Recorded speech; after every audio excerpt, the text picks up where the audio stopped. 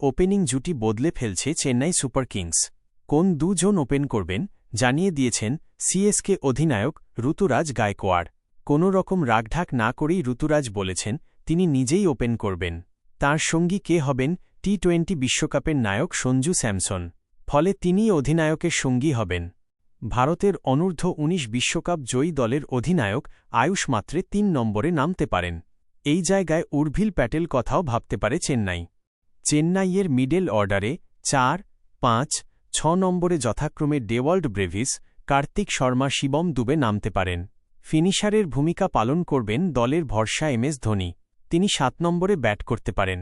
ধোনি ৭ নম্বরে নামলে প্রশান্ত বীরকে ৮ নম্বরে খেলানো হতে পারে। সম্ভাব্য বোলার ২ জোড়ে হাতের বোলার ম্যাট হেনরি এবং খলিল আহমেদ খেলা একরকম নিশ্চিত। এরপর ২ স্পিনার, বাঁহাতি রিস্ট স্পিনার নূর আহমেদ এবং লেগ স্পিনার হিসাবে থাকবেন রাহুল চাহার।